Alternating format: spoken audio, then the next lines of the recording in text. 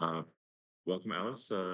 Thank you for joining Spaces, and I look forward to this discussion. And perhaps we could start by uh, outlining, if you could outline what AFD's platform is, what are the main things you're aiming for, where does Germany need change, and just to educate people who have never heard of AFD or AfD, if it could be German. Um, and because a lot of people, especially in America, have um, never heard of AFD, so perhaps this would be very helpful. Okay.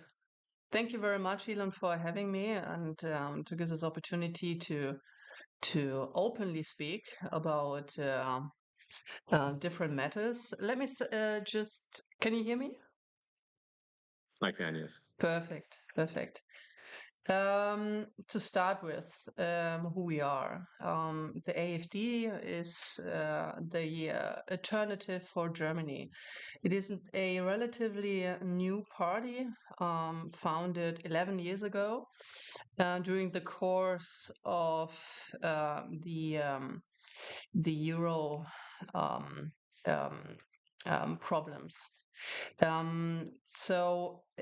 Unfortunately, I have to start when I shed some light on our party with the quite negative circumstances in Germany. Our country is a great country with highly motivated people, but our country has been governed not in a proper way within the last 20, 25 years. We had the Angela Merkel administration for 16 years and then the so-called traffic light coalition that imploded last year. And now we're heading elections. In my point of view, Angela Merkel, the first Green Chancellor, she ruined basically our country. She enforced, without asking the people, she enforced to open our borders for illegal immigration in 2015. She wrecked and destroyed our backbone in terms of obnoxious energy policy. For the foreign listeners here in this audience, Germany is the only industrial country, that unplugged the nuclear power plant. So the aim of Angela Merkel was to enforce just solar and wind energy. And you don't need to be very smart to encounter that you cannot run an industrial country with just wind and solar because you don't have any energy and electricity when the sun doesn't shine and when the wind doesn't blow. And this is a Yeah, major yeah. problem. Yeah, Sorry? I mean, obviously, I'm a big fan of solar energy, but clearly, if a country is at a very high latitude, then the amount of solar power in the winter is going to be substantially reduced. Yeah. And then, of course, there's a significant difference in the day-night cycle of energy usage. Um, so a lot of power can be done with solar and with large-scale grid energy batteries, but it must be supplemented with other forms of power because um, there's not a lot of sunshine in the middle of winter in Germany. So the solution obviously must be a multifaceted solution where there is certainly the renewables, but also there does need to be some amount of fossil fuel energy and especially nuclear. I think nuclear is very much underrated. I think it was tragic for Germany to shut down the nuclear power plants. In fact, they're very well designed, Hmm. and I think that the right move is, in fact, to increase the amount of nuclear power substantially in Germany. Um, this would be great. Um, Yes, and I absolutely. think, yeah, yeah. Yes, absolutely. That was the reason why I wanted to shed some light on the current situation. So, in order to form an opinion what our party stand for, because this is exactly what you said. We stand for a energy supply diversification. We cannot run a industrial country like Germany with a still strong manufacturing base. To tell you the truth, our manufacturing production, it peaked in 2018 and it plummeted since then due to high energy costs. And you cannot run a country like that. So therefore, we say, look, we need to be technology open, and we need to reinforce again nuclear power plants, because nuclear energy supply is carbon free, right? So therefore, we would also reduce our carbon footprint, which is obnoxiously very, very high. And this is the entire irony about it. So our governments, like the Angela Merkel government and the so-called ridiculous traffic light coalition, they enforced a green policy upon our country that doesn't work. And and we Yeah. would like to go back to technology openness here. I think that makes a lot of sense. I mean, my recommendation, and I've said this publicly before, is that Germany should not merely reopen the nuclear power plants, but substantially increase the power generation. The the um, you don't in the same space, meaning without increasing the size of the nuclear power plant in any meaningful way, without increasing the amount of land area that it uses, you can dramatically increase the power output of a nuclear power station, because the actual core part of the power station is extremely tiny. People don't quite Yeah. realize just how small the center core of a nuclear power plant is. Yes. It's like amazingly tiny, and so you can actually, in the same land area, no increased land area, dramatically increase the amount of nuclear power that that any given nuclear power station is producing. You do need a water source for the to run the steam turbines, but really far more power output is possible than people realize. And I think that the sensible solution is renewables, but with a lot of nuclear, and then to supplement where that there has to be some amount of uh, hydrocarbon power generation to supplement Yes. where yeah it just needs to be sensible. Yeah, absolutely. But do you know what? So just just let me do just like one more example, because like wind turbines, wind energy, in comparison to nuclear power supply, is highly inefficient. Also, in terms of land use. So, for instance, I give one example just to shed some light on it. If you were to replace one nuclear power plant, let's say like Emsland nuclear power plant here in Germany, with an annual electricity production of 10 billion kilowatt per hour, with modern wind turbines, with a production of just 8 million kilowatt per hour per year, you would need 1,250 wind turbines just to replace this one power plant. And with a rotor diameter of 70 meters and the minimum distance from large wind farms, you end up around with like 100 square kilometers. For example, this corresponds to half of the major city of Stuttgart, right? So, so this entire thing, and just to stress the fact again, you don't need to be very smart just to do your calculations, but our energy policy. Huh? That's the Sorry. crazy thing. The crazy thing is like a bunch of these energy questions. You do not need to be like a world leading physicist. It's very basic math, like Yes. high school, less than high school level math. I'd say middle school math even. Um, it's very straightforward, not complicated. Yes, absolutely. And then during the crisis, like during the war, huh? Sorry? No, please go ahead. Yeah. So during the war of Ukraine, so our gas supply was just destroyed, and that actually shed some light on on our severe dependence on Russian gas. And do you know what the government decided in this crisis when the energy prices skyrocketed after we were cut off of cheap energy supply from Russia? They switched off the last nuclear power plant to even more create a shortage of energy. So either you must be very stupid or you just hate your own country. Isn't it? I think it's mostly the very stupid category. The very stupid. Well, I mean, there's an old saying that like one should never ascribe to malice that which can easily be explained by incompetence. Yes, you're perfectly right. No, so but yes, I actually, when I saw that Germany was turning off the power plants after being cut off from gas supplies, you know, from Russia, I thought this is the craziest. This is one of the craziest things I've ever seen. Just when Germany most needs yes, electricity, Germany is shutting down one of the best sources of electricity, which is nuclear power. yes, and completely Crazy. carbon free. Yeah, crazy. It's crazy. Yeah.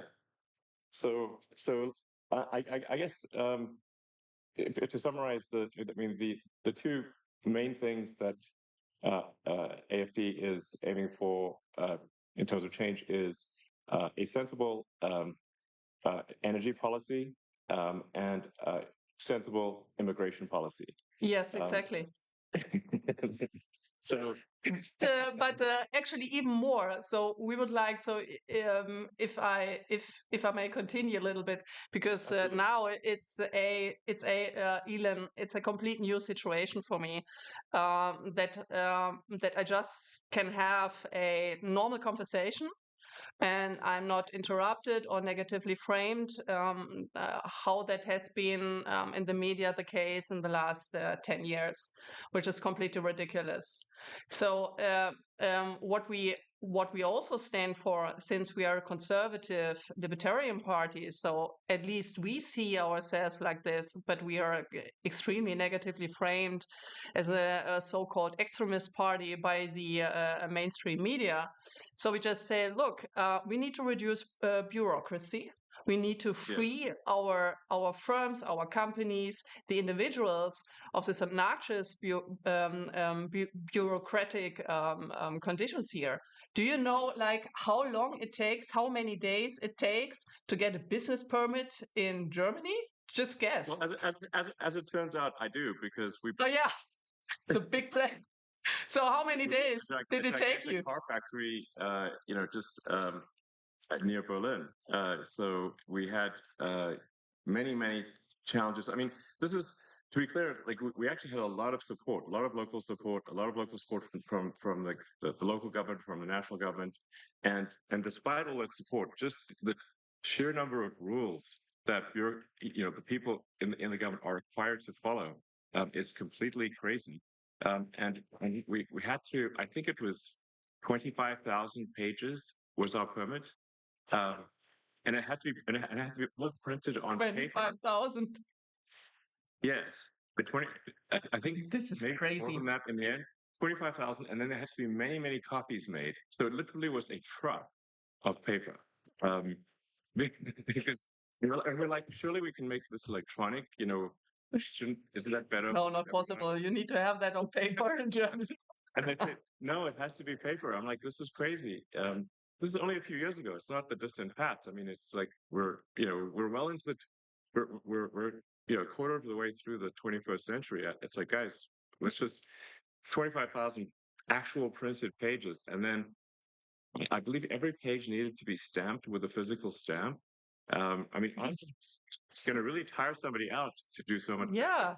Um, they're going to get some Many people with tired arms. Yeah, they're going to get a repetitive stress injury from having to stamp something.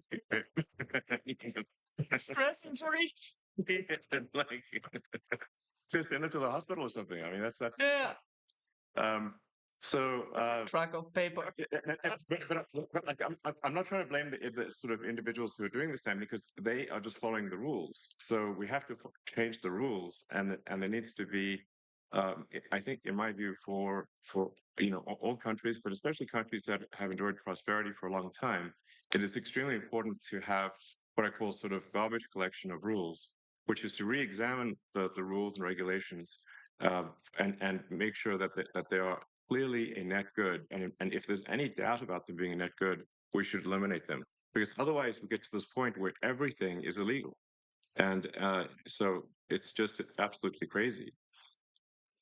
Absolutely. Absolutely.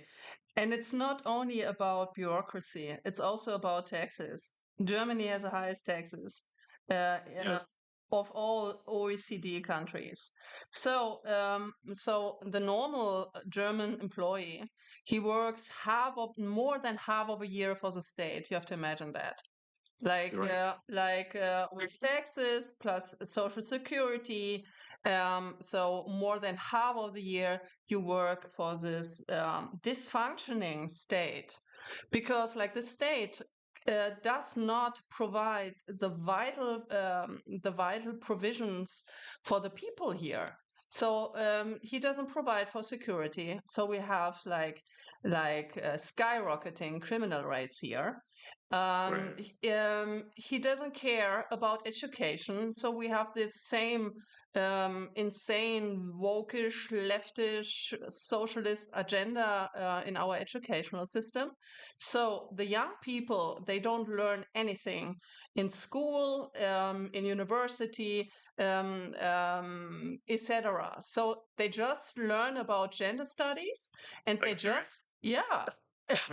And Actually, no, I really, was, I was under the impression that Germany had a pretty good education system uh, yes, that was quite rigorous with the gymnasium and all that sort of stuff. At least it used to at one point. yes, So, but it sounds like this has I don't know, the woke mind virus has infected Germany quite badly. yeah, yeah. So you have the international standard of PISA testing, right? So the PISA survey. So Right. Germany, like a couple of years ago, was okay scored. Okay, these scored. But Okay. now, so we just plummeted because the survey showed that young people are not able to properly do math or speak or write German. And in some states here in Germany, you have to imagine they just abolished the writing grades in terms to get the language grade, right? So you don't need to write German properly anymore because our entire educational system has been deteriorating. And that is Well, also the reason, for instance, why young people they vote for us now, because they want to have a proper education and they want to have back a proper educational system that provides the young people with capabilities. And that is also the reason why so my personal opinion is that we have to go back to a merit-based system, right? So we need to go back to a merit-based incentive system and to go away from all this socialist gender things being in our educational system.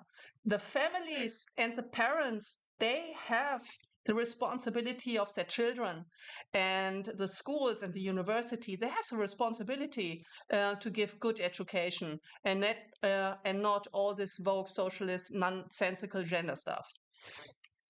sure. No, absolutely. I mean, the whole point of going to school is to learn uh, useful skills that help you in life, help you be productive and understand the world. Uh, Yes, and otherwise, it's not a school. It's just a propaganda institution. true. Yeah. So okay. Well, I mean, that makes a lot of sense. So We let's need to. see. Mhm. Yeah.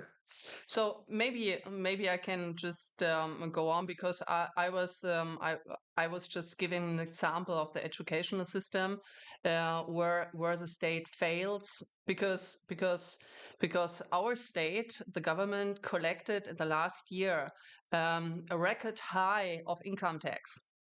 So they collected like around, like above 1 trillion, right, of euros. So it is a record high tax.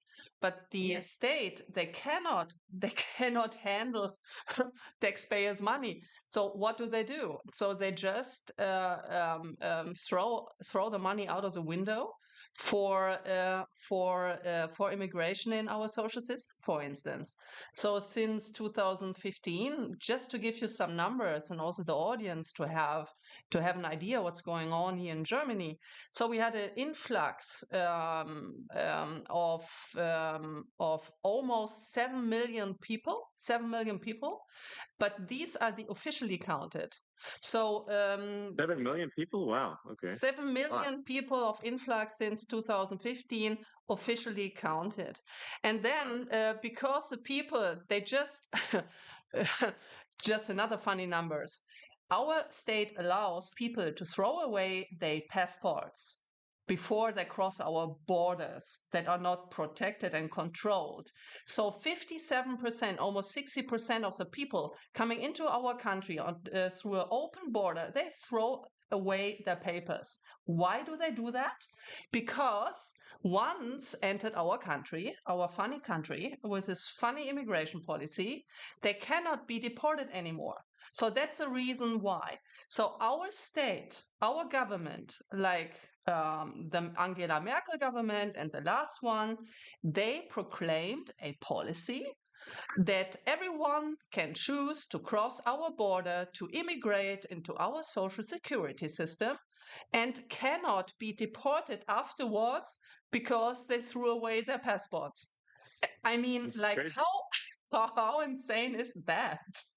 Well, it is very insane, but that's exactly what's happened in the U.S. Yeah, So, I exactly. mean, clearly, there's a sort of, I don't know, a sort of far left agenda that's being pushed throughout Western civilization, any place they can go, because the exact same thing was done in the U.S., where and now they're sort of calling people illegal immigrants. They call them undocumented, and the reason they're undocumented is because they threw away their passport, just like you're talking about. In fact, if you, on the Mexican side of the border in the U.S., there's a giant pile of discarded passports and driver's licenses, like a huge pile. Um, Unbelievable. because it's actually worse to come in with a passport than to come in with nothing. And then, just like in Germany, the Democrat government then gives massive amounts of money and support to what they call undocumented. But if they're undocumented, we actually have no idea if they are a murderer, rapist. We have no idea because they have no documents, so we can't actually tell. And so as a result, uh, there's been a massive influx of criminals into the U.S. Because, and frankly, I mean, I'm wondering what's taking criminals so long to come here. I mean, this is I mean, America's a target-rich environment. It's you know, you could in America. It's so easy to steal things in these wealthy neighborhoods. It's like the only thing that is going to slow down how much you can steal is if your back hurts from carrying out all the goods. You know, it's like because you're just like you're not a robber. You're just a moving company. Um, Oh, so, yeah. like it seems like all the world's criminals just come to America on that basis, because it's it's much easier to be a career criminal in America than it is in other countries where there's not that much to steal. Yeah. Um, so, But so may we've I seen ask a a massive question? increase in crime in the Yeah. U.S. Yeah. May I ask a question on that? Of So course, yeah. I read that, for instance, in California, by the way, I'm very sorry what's happening there. It's terrible. It's really terrible to Yeah. see. And yeah, it's terrible. But in the case of California, that they just lifted the prosecution of theft because you have so many cases of theft. Is it true? Yes, the de facto situation in California is that theft is almost never prosecuted. It's My maybe goodness. 1% of the time is theft prosecuted, and even when it is prosecuted, the criminals are let out on bail immediately. So basically, theft is legal in California. Unbelievable. It's crazy. It's crazy. Yeah. Um, Now, there was recently a referendum in California uh, to make a crime to make stealing illegal again, which Hmm. was and actually that was a very popular and it passed. Uh, because it was actually literally legal to steal anything under $1,000, which means people could just walk into a store Yeah. at $1,000 at a time and take out anything they want. And if the storekeeper stopped them, the storekeeper would be arrested. Um, so this is literally like the Joker and Batman. It's like the criminals, you know, um, are in charge, and the honest citizens are arrested. It's just completely insane. Now, like I said, the people in California did vote overwhelmingly to make theft illegal again. Yeah. Um, but astonishingly, the governor of California, Governor Newsom, he was against the making theft illegal. Uh, And which he is just doesn't make didn't any implement it. sense. Yeah, well, no, but what they're going to do is, even though it is technically illegal again, they the sort of far left will refuse to enforce it. So Unbelievable. because you really need two things for something to work, for laws to work. You need both the law and you need enforcement of the law. And if you don't Yes. have, if you so, I mean, this is something that George Soros really figured out. I mean, he's sort of yeah, brilliant guy, but honestly, very anti-human in my opinion. Is that you don't actually need to change the law; you just need to stop enforcement of the law, and that does the trick. So, Unbelievable. I think there is somewhat of a reawakening in the U.S. and I think even in California, people are tired of this and they want change. And I think that's really if you say like what people are wondering like why did Donald Trump win? And it wasn't just a small victory. In the U.S. elections this year, uh, President Trump won the Electoral College. He also won the popular vote, majority of the people, and the House is Republican and the Senate is Republican. What this says is the American people are demanding change. They're being very clear. And my recommendation for the people in Germany is to do the same. Um, if you are unhappy with the situation, you must vote for change, and that is why I'm really strongly recommending that people vote for AFD. That's my strong recommendation, and I think this is simply the sensible move. Uh, and I think Alice Beadle's a very very reasonable person, and hopefully people can tell just from this conversation, like nothing outrageous is being proposed, just common sense.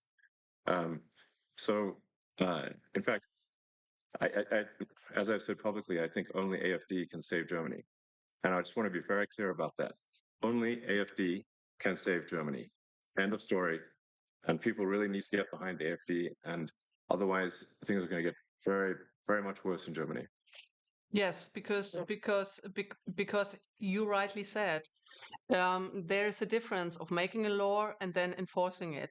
So now we have the situation in Germany where you have, on the one hand, you have the AfD, and on the other hand, what's so-called the Uni parties, right? The Uni Yeah. party consisting of all the others, because they stick together, and no matter what they say, they're not able to implement, to enforce the promises they're doing in every election, especially the Angela Merkel party.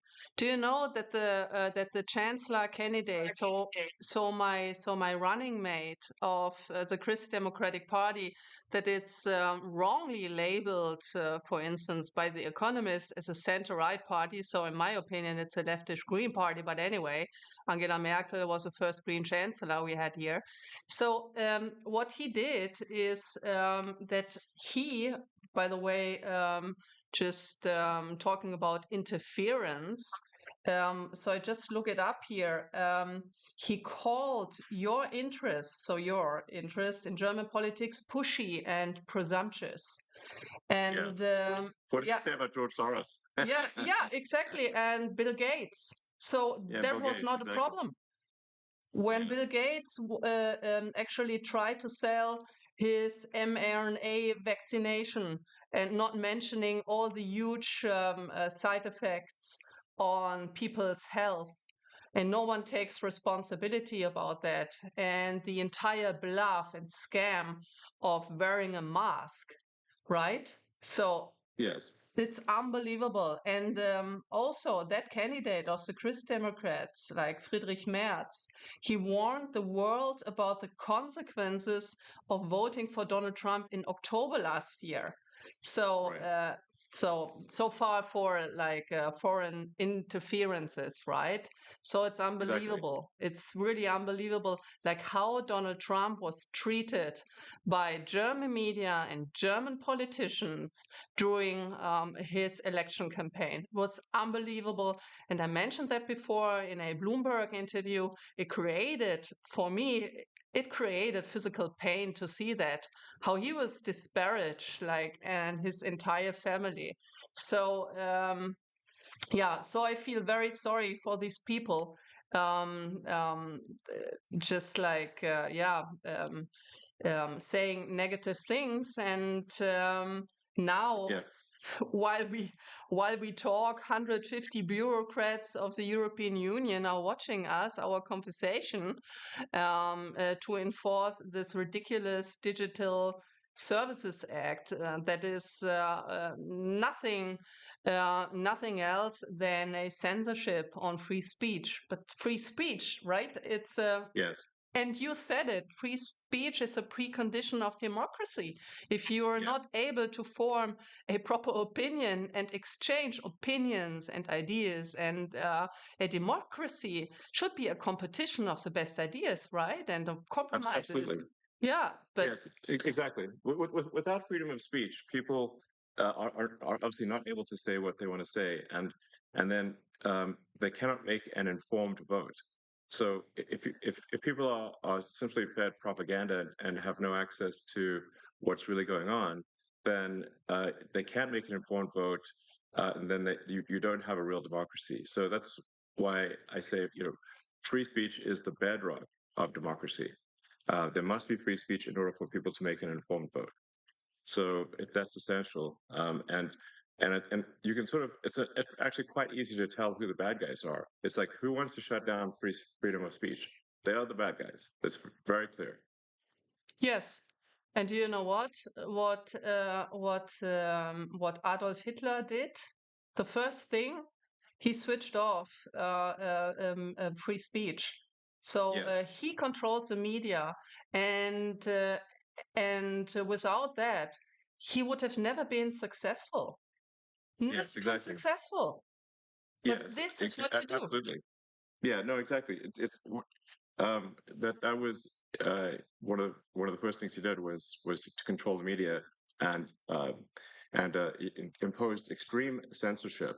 Um, and really what he was trying to do was shut down any pro-Semitic uh, media. Anything pro-Semitic or any defense of the Jewish people was shut down. So we have to, like, very few, for those who want censorship, I think they should be careful what they ask for, because Yes. uh, once you institute censorship, it's only a matter of time before that censorship is turned on you, and eventually they will censor you, and that's the danger. Because people love to censor things they don't agree with, but they don't realize that one day that censorship is going to be turned on them. Absolutely. So, yeah. Um, so, you mentioned, of course, uh, Hitler and whatnot. Now, there's a lot of the media wants to portray AfD as far right, as somehow associated with Nazism or something like that. Perhaps you could address that concern, because people, when they hear sort of right wing in Germany, they naturally have a bit of a negative reaction. Hmm. Hmm. Um, l- Yes, thank you. Thank you for the question. First of all, I would like to, since I'm a economist, I would like to shed some light on the idea when we talk about Hitler, on the idea of the National Socialists. Back then, during the Third Reich, the National Socialists, as the word says, they were socialists. Adolf Yeah, Hitler very much considered, so. yeah, They nationalized industries like crazy. yes, absolutely. He was a communist and he considered himself as a socialist. So what they did, they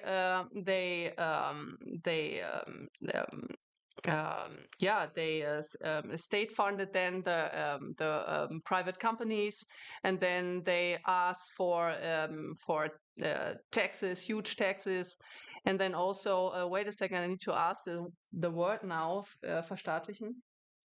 Nationalized. Yeah, nationalize the entire industry. Yeah, you Yeah, said that before, and the biggest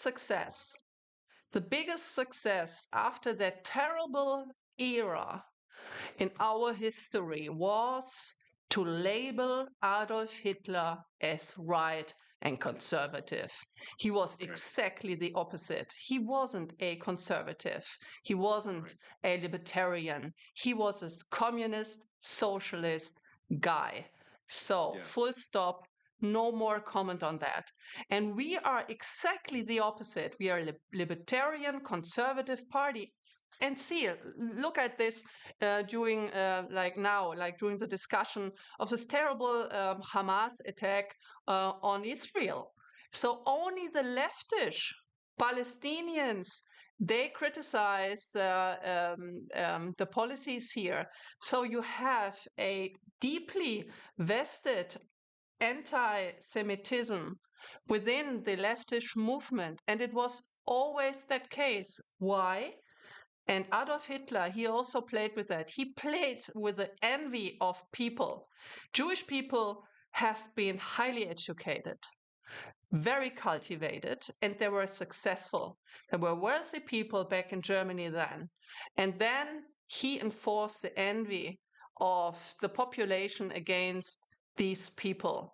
And it was a socialist measure taken against them. Look at Stalin. Look at the Soviet Union under Stalin, the very same thing. So he was nothing else than an anti-Semitic socialist. And we yeah, are exactly the opposite. We are a libertarian conservative party. We are wrongly framed the entire time. And we would like to free the people of the state. I want to have independently thinking people, self-confident people. I would like to have a state that is minimized to his functions, yes, and letting the people having their freedom of speech, freedom of wealth also, like generating wealth. With these obnoxiously high taxes, the state erodes the backbone of wealth, right? So the people are not able to accumulate wealth that make them independent from the state. So I would like to have independently thinking, well-educated people who have the freedom to form their own opinion. I want to have strong leaders in Germany. I don't want to have stupid, weak leaders as we had in the last couple of years, because these people cannot think straightly. And they're a big danger. Look at the war in Ukraine now. They're a big yeah, danger to our national security and to actually to the entire European security. This is also my hope in Donald Trump and in you, in your administration, that you end that terrible war, this worthless dying of young people every day, like as yeah, fast as you can, because the Europeans, they cannot. They actually given up on everything, like on a good military, on a good negotiation power. They completely depend on the US in the sense of, the USA need to do the entire job. We don't need to do anything. We just escalate the entire conflict against Russia. it's very dangerous what's going on here, and only you can basically stop it. Yeah, I mean, I think President Trump is gonna, you know, is gonna solve that conflict, I think, very quickly. As you point out, it's now been in somewhat of a stalemate for a few years, and all that's happened over the past few years is hundreds of thousands of people dying, but for no gains. Yeah. And the longer this conflict goes on, the more Ukraine weakens relative to Russia. I mean, Ukraine is a much smaller country. It simply cannot afford the losses relative to Russia. Russia has, uh, it's just, you know, this is the longer this drags on, the worse it is for Ukraine. And then you've got all these poor, you know, men dying and and in for nothing. Why? Um, so. Um, I hope this terrible conflict can be resolved quickly, and I think it will be under President Trump. Yeah, it would be great actually, because this is our no really like the people here, like many people are anxious, and they're anxious for a very good reason, I think, because this conflict has a potential to escalate big time towards a nuclear exchange. And here, the European governments, they have no measure, they have no strategy, they have no red line, no storyline of their foreign and security policy towards Russia, towards Ukraine. They have no strategy to end that, and they don't have the military power, right? So they underspend the budget to NATO for actually for decades, like Yeah, for a very long time. Like the average, for instance, of Germany, because the share of GDP is supposed to be 2%. So Germany, on average, I think was just like slightly above 1%. So Germany didn't contribute, but Germany is also not prudent of the defendants of our own country. So this is the second thing. So we are completely dependent on the US. But I think, and I've listened to this very interesting speech of J.D. Vance. He said he doesn't want to have client states, right? right. Yeah. So he wants to have independent states who that also form their own independent opinion on things, right? So Yes. you for instance in your companies, you don't want to be surrounded by yes people and by mediocre people, right? So me neither. Right. So I Right. try No, to acquire, absolutely. yeah. So I try to also I try to have the best people in my team, and these best people, they have the task to criticize me every day, and I don't want to have yes sayers, right? Because you Yes. cannot learn, so you have Yes. no mistake correction. Sorry, I just said yes. Yes, yes, yes. Yes. Yes, people. um, No, but it's so important no, no, to, yes, no. yeah, yes. Um, but yeah, no, absolutely. I mean, for say my companies like SpaceX and Tesla, if you know, if we are constantly looking for critical feedback, because if we make a mistake, then the rockets blow up and the cars don't work. Yeah. So you know, physics is very unforgiving. You know, there's you know, say like really physics is the law, and everything else is a recommendation, because I've seen people break every kind of law, but I haven't seen them break physics. And so if you don't get the design of the rocket and the operation of the rocket exactly right, and if even one thing is wrong, the rocket explodes. Yeah. So um, you know, that's I'm a strong believer in seeking critical feedback, and in fact, I think critical feedback should be viewed as a gift. Yes. Absolutely. Yeah, yes. Yes. Um, so No. But just to continue on that topic. So if you don't have that feedback loop, so your rocket may explode, right? But here in this critical phase of this terrible war in the Ukraine, uh, many people, may die due to Yeah, these stupid policies that have been many made. people have died. Yeah, indeed.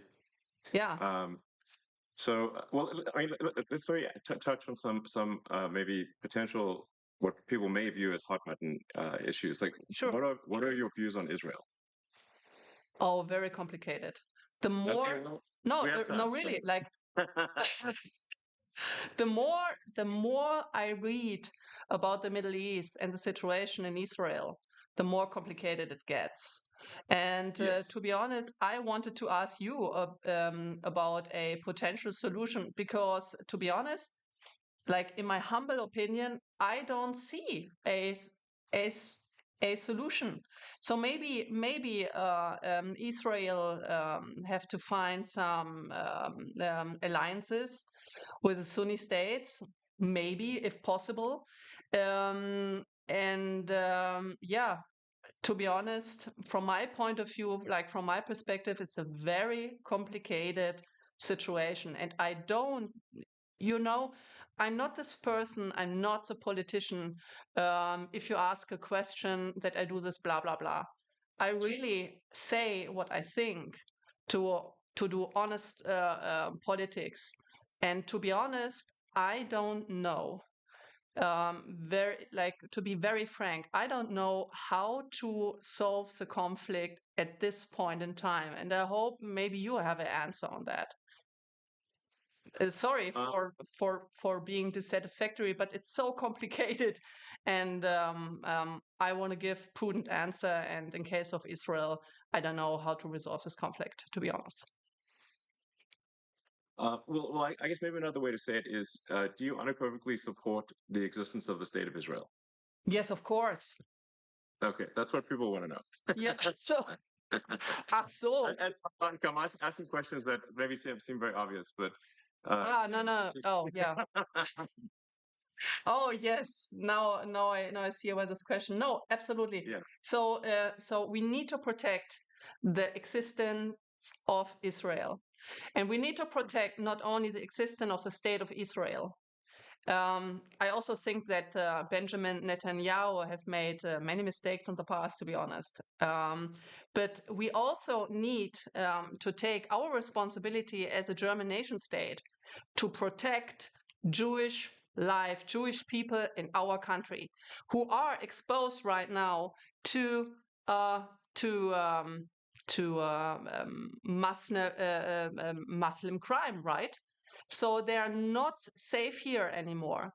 So I don't know if you saw some videos here of the streets of Berlin. I'm right now in my office in Berlin, but like with all these demonstrations of the Palestinians here, well, a Jew could not walk through the street anymore, right? And we have a huge potential of anti-Semitic crime against the Jewish people.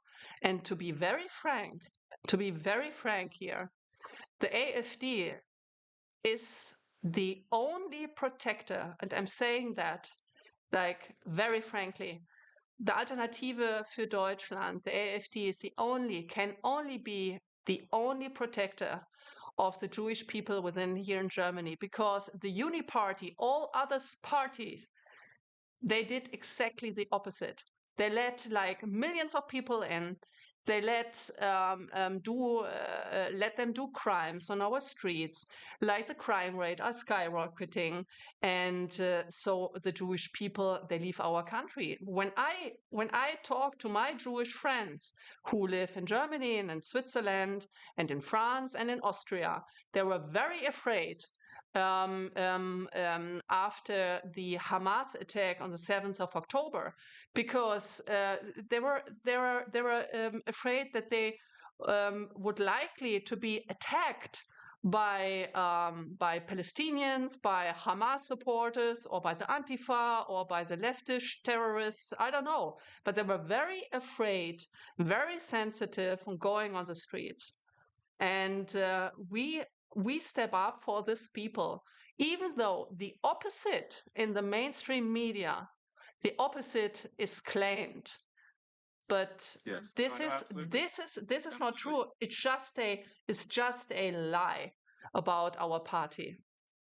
Yes, I think that's what I wanted to just make it clear that the AFD is being massively misrepresented, especially in the Western media. Um, so yeah, and you know, obviously, I very much support the state of Israel, but I mean, I also believe that we want to be mindful and have empathy for civilians who are dying as well. The Sure. when I've had conversations with Prime Minister Netanyahu, and I think we largely agreed. I mean, there's three steps, which is like there's no choice but to um, eliminate those who wish to eliminate the state of Israel. Hamas essentially. But then and then the second step is to fix the education so that uh, people, the Palestinians are not trained from when they are children to hate and want the death of Israel. So you've got to fix the education system, and then the third thing, which is also very important, is to make the Palestinian areas prosperous. This Yes. third step is very important, um, and this is maybe the hardest step, which is but you have to have that third step. You have to bring prosperity. Hmm. You have to help rebuild, and you have to bring prosperity. And I've had this conversation with many people in Israel. I said that third step is essential. Um, True. and they've asked me, well, when has this worked? And I'm like, well, I'll give you a very big example. Um, after World War One, the Treaty of Versailles was extremely unfair to Germany, and it created a massive amount of resentment. And the Treaty of Versailles laid the foundation with its extreme reparations um, for Yes. laid the foundation for World War Two. Um, Without the Treaty of Versailles, Hitler would not have succeeded. Um, Yes. True. and yes, and then, but if you look at so then the lesson was learned. So then after World War Two, when Germany and Japan were defeated, uh, the U.S. actually helped rebuild Japan and Germany, providing financial support to rebuild Japan and Germany, and now Japan and Germany are allies. And this is a very important and fundamental lesson of history. Yes. You're absolutely right. When after the Hamas attack, um, I um, I just opened Google Maps to have a look. Okay, what is the geographic situation there? And when you see the Gaza Strip, right? It's a Gaza Mhm. Strip which is just locked in, with no resources and not even water supplies. So there can be cut off a water supply and other supplies, just like instantaneously. And this construction also like just having a look like from a geographic perspective, you don't need to be very smart that this is not going to work out. And to make this area wealthy with specific measure being taken, it's a very vital first step. True. Yeah, I think it's essential, and it requires overriding the natural human instinct for reciprocity, which is that to basically an eye for an eye. But the problem with that Mm. an eye for an eye is that if you keep doing that, an eye for an eye, as the saying goes, an eye for an eye makes everyone blind. Um, that's why I think there's great wisdom to forgiveness. Yeah. You need both strength and forgiveness. Um, but this this is the only way to stop the endless cycle of violence. It's a very nice sentence. Like the eye for an eye makes everyone blind. Mm. Yeah, exactly. So um, so hopefully that can be the future. That's the best future I can think of. I think any there's not some other future that that works. Mm. Um, so um, So how about, may I ask you another question? Because we just jumped topics. What is your point of view? We stopped that your administration will end the war in Ukraine very swiftly. But what is your perspective on the instruments and measures that could be taken? So, uh, would you like to talk about it? Can you talk about it a little bit? So, what we could expect? Yeah. Well, this to be clear, I mean this is up to President Trump. He is the commander in chief, and so it's really uh, you know up to him. So um, I don't want to speak for him. So, Mm, but I okay.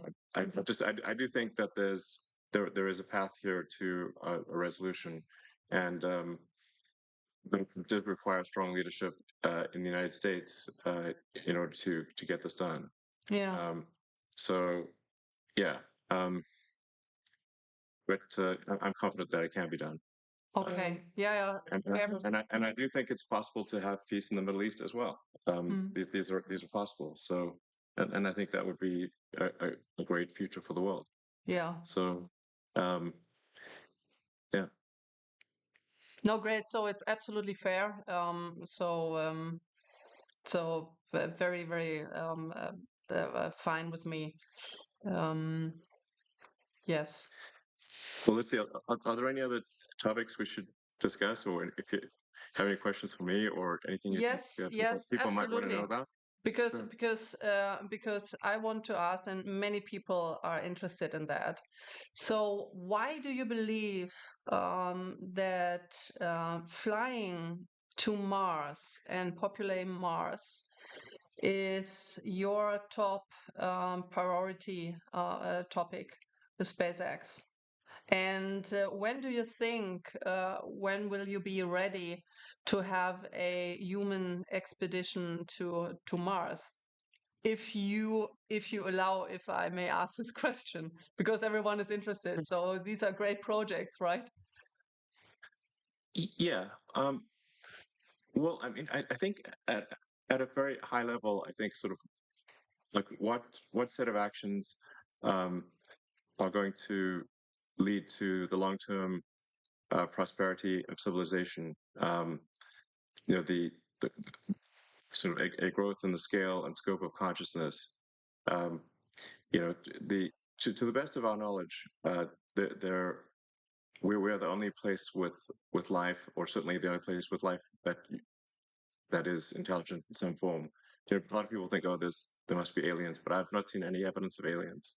Um, and if the archaeological records are correct, Earth is 4.5 billion years old, but civilization, as measured from the first writing, is only about 5,000 years old, which is about 1 millionth of Earth's existence. So all of human civilization is a tiny flash in the pan so far. Uh, and so we have to say, well, what steps can we take to ensure the long-term survival uh, of life as we know it, of consciousness? And if we are a multi-planet species, the probable lifespan of consciousness is dramatically greater than if we are a single planet species. Um, this is not to say that I think that Earth is about to die or anything like that, but there is some risk. Mm, If there is a global thermonuclear war or some extreme natural event like a giant meteor that hits the Earth that causes a mass extinction event. I mean, if we look at the fossil record, yeah. there are at least five extreme mass extinction events that would have just basically extinction events that would have destroyed all of humanity completely. Um, there's five of them at least, and so I think if we should take this opportunity today, because for the first time in the 4.5 billion year history of Earth, it is possible to extend life and to extend consciousness beyond Earth. And that window of opportunity may be open for a short time, or it may be open Mm, for a long time.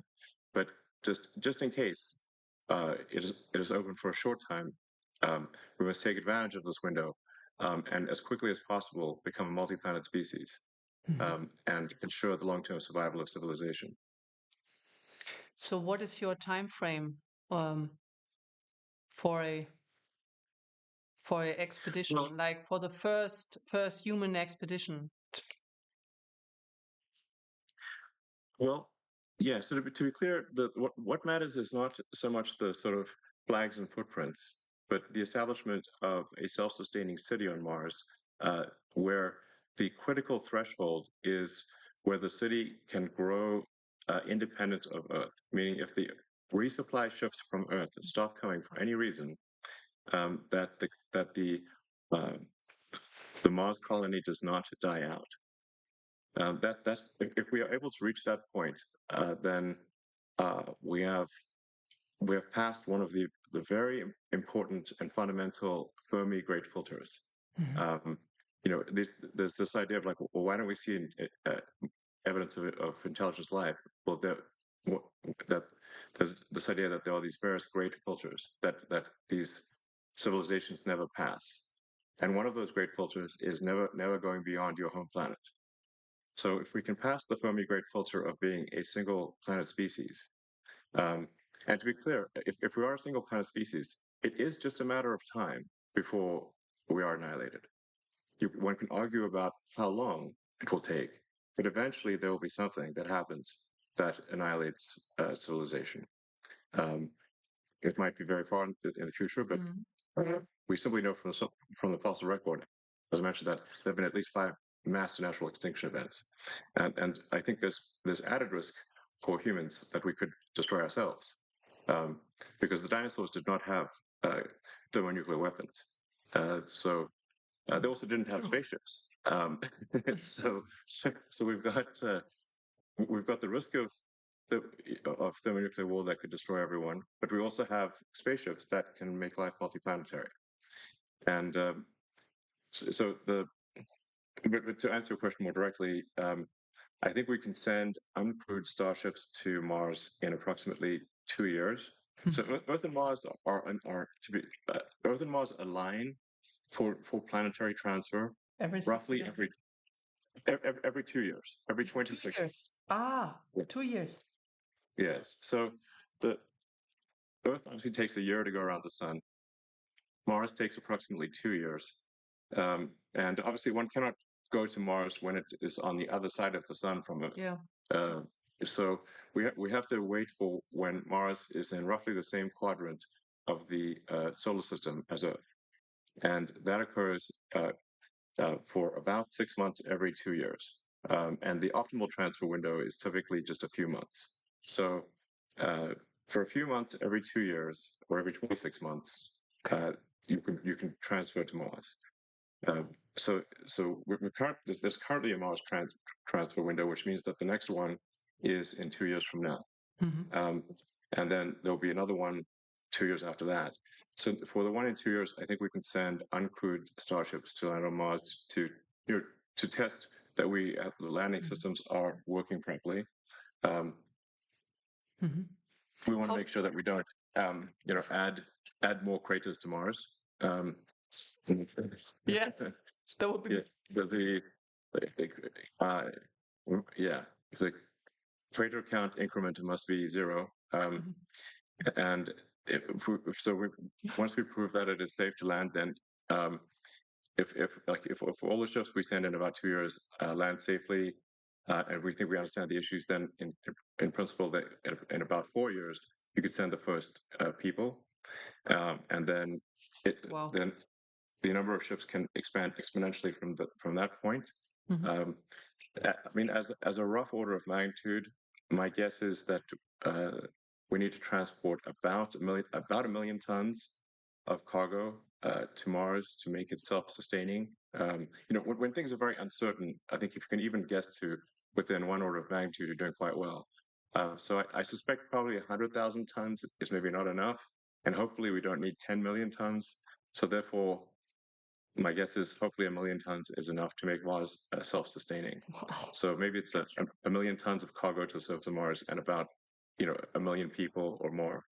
Um, so That's really what matters. The critical threshold from the standpoint of a fundamental branching of the future of civilization is that point of reaching on Mars where uh, Mars can grow by itself, even if uh, resupply ships from Earth stop coming. At that point, the future of civilization branches, and to a good branch. Wow. And probable lifespan of civilization is dramatically greater. Yes. And my guess is that there will be cases where the future Martians actually come and help and rescue Earth, and when there is an emergency. Um, just as America has helped to rescue the rest of the world in World War I and II and the Cold War. And where would the world be if not for America helping out in those three circumstances? Mm. So, I think that there's a good chance Mars helps save Earth at some point in the future, maybe many times. Yeah. And then once we have a civilization on Mars, we can expand to the rest of the solar system, to the larger asteroids like Ceres, maybe to the moons of Jupiter and Saturn and beyond, at least through the rest of the solar system. And then, uh, and then we go from being hopefully a multi-planet civilization to at some point a multi-stellar civilization, and we're out there among the stars, and uh, and then we can try to find out what is the nature of the universe. Perhaps when we go to and visit these faraway star systems, we will discover the remains of long dead alien civilizations. I think that would be incredibly interesting. For sure, it will greatly improve our understanding of the nature of the universe, Absolutely. dramatically. Yes. Um, so, and things that like the time scales are just remarkable to think about. I mean, physics suggests that the universe is about 13.8 billion years old. Um, and I mean, even the elements in our body that aren't hydrogen, um, like any heavier elements had to be formed in in the center of a star. And so the a large part of our body was actually formed in this in the center of a star, and that star exploded, and then the elements recondensed, ultimately billions of years later to um, form Earth and humans. So, so when you think about these timescales, they were really remarkable to think about. Yeah. And but, but a civilization that lasted a million years. So our civilization, like so, I think a good metric for saying when does a civilization start, I think, is maybe writing. That's if you can pick anything, I'd pick that. That's only 5,000 years ago. Um, so for a civilization to, like, let's say, last an incremental million years, that's an enormous amount of time as compared to the length of human civilization, but it's very small compared to the age of the universe. You'd have to go 3 digits past the decimal point of 13.8 billion years just to increment 1 million years. Mhm. So, so I think we may find when we go out there and explore these star systems that there were alien civilizations. Maybe they lasted for millions of years, much longer than we've lasted. Mhm. Um, and I think any civilization that can last a million years is going to be in the Hall of Fame.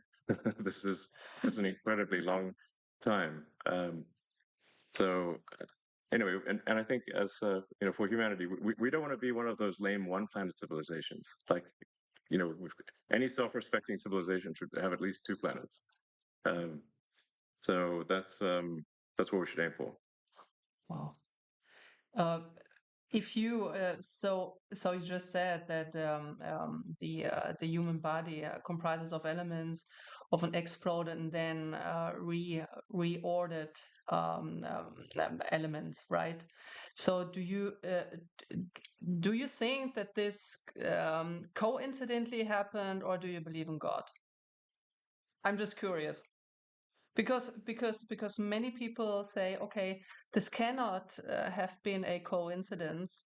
That cannot, right? So it just could have been God. So do you believe in God? Well, I'm open to believing in things proportionate to the information that I receive. So Hmm. uh, I mean, I guess I have sort of a physics view of reality, which is you know, I guess I'm trying to understand the universe as much as possible to understand what's going on. I'm certainly open to the idea of God, and if you say like, well, where did the universe come from? How was it created? Um, well, I suppose there would be some entity that you could call God. That would, I don't know. But that's a separate question from, say, is there some entity that is observing our daily actions Yeah. and rendering a moral verdict on what we do from day to day? Um, that doesn't appear to be the case because, at least there's some very evil things that happen in the world, and there's, if there's someone observing us on a moral basis continually, then it does seem odd that some very evil things are allowed to occur. Um, but maybe that is the case. I don't know. I try to form my opinions based on what I learn, and as I learn more, I aspire to change my views to match what I learn. Mm. Yeah, same here. To be honest, I'm still on a search. I don't know what to believe. So it's called maybe a agnostic. And yeah, but it's very interesting to see how the world and also the universe evolved. And yeah, it was incredibly interesting to listen to your visions. And yeah, it's quite a Yeah, vision for every one of us. yeah. I would say that what I have is a philosophy of curiosity. So I'm curious about the nature of the universe, and I would say I subscribe to the Douglas Adams school of philosophy that was described in the Hitchhiker's Guide to the Galaxy. Um, you know, and in that book, the Earth was sort of a giant computer that was trying to answer the question, "What is the meaning of life?" And then it comes back with the 42, and they're like, "What does 42 mean?" And it's actually the answer is the easy part, and the question is the hard part. So that was actually quite an illuminating thing for me because I had sort of an existential crisis when I was 12 or 13 about the meaning of life, and I read many the religious texts and the books on philosophy. Um, it's like reading Schopenhauer, Nietzsche, and whatnot, which is a bit depressing if you're to read as a child. Um, but Why? ultimately, well, Why do? they're they're a bit negative. Um, so at times, it's actually it makes more sense reading it as an adult. Uh, but then I read the Hitchhiker's Guide to the Galaxy, which is really a book in philosophy in the form of humor, and I think it kind of really illustrates that I thought was very insightful. That that we should basically try to understand the nature of the universe, and in fact understand even what questions to ask about the answer that is the universe. And so that led me to conclude that we should aspire to uh, expand the scope and scale of consciousness so that we're better able to know what questions to ask about the answer that is the universe. Um, so we should just seem to you take the set of actions that lead to a greater understanding uh, of the universe. Wonderful. Actually, these are perfect last words, to be honest, for our conversation. Because I don't know right now, like what to continue, because these no, really, because these words are so beautiful. So I would just like screw it up, and it was wonderful. It was it was wonderful talking to you, and listening to your views of mankind, and also to have an idea of your vision. It's very visionary, and yeah, thank you so Well, much. thank you. Well, it's been a pleasure speaking, and I hope people listen to this conversation and find it helpful. Um, all right. Thanks, everyone. Thank you, everyone. Bye. Thank you, Bye, and Elon. auf Wiedersehen. Bye.